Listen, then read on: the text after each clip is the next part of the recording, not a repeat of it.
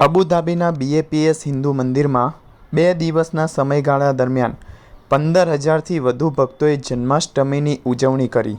2 દિવસીય ઉજવણીના ભાગરૂપે ઇસ્કોન સમુદાયના સભ્યોએ અભિષેક મંડપમાં ભાવનાત્મક ભજનો ગાયા। બાળકો અને યુવાનોની સમર્પિત ટીમોએ નિષ્ઠા અને શાનદારતા સાથે ભક્તિમય ગાયનનું નેતૃત્વ કર્યું।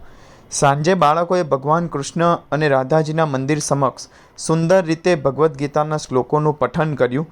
તેમના સ્પષ્ટ અને અસ્ખલિત સંસ્કૃત ઉચ્ચારણોથી વાતાવરણ દિવ્ય સ્પંદોથી ભરાઈ ગયું। જન્માષ્ટમી ઉજવણી સભામાં 500થી વધુ ભક્તો અષ્ટમી પૂજા માટે એકઠા થયા અને ત્યારબાદ આનંદ અને શ્રદ્ધા સાથે કૃષ્ણ જન્મોત્સવ ઉજવાયો। આ ઉજવણીમાં ભવ્ય અન્નકૂટ, જન્મોત્સવ આરતી અને ઝૂલા દર્શનનો સમાવેશ થતો હતો, જેમાં ભગવાન શ્રી કૃષ્ણની મૂર્તિ સુંદર રીતે શણગારેલા પારણામાં બિરાજમાન હતી। યુએઈના બાળ કિશોર મંડળે ગીતા જ્ઞાન યુગો સે યુગો તક નામનું એક વિચાર પ્રેરક નાટક રજૂ કર્યું। ભગવદ્ ગીતાના શ્લોકો પર આધારિત પ્રસ્તુતિમાં દર્શાવવામાં આવ્યું હતું કે કેવી રીતે આ ઉપદેશો જે અર્જુનને યુદ્ધભૂમિ પર માર્ગદર્શન આપે છે, તે બાળકો, યુવાનો અને પરિવારો દ્વારા સામનો કરવામાં આવતા આધુનિક પડકારોનો પણ સામનો કરે છે।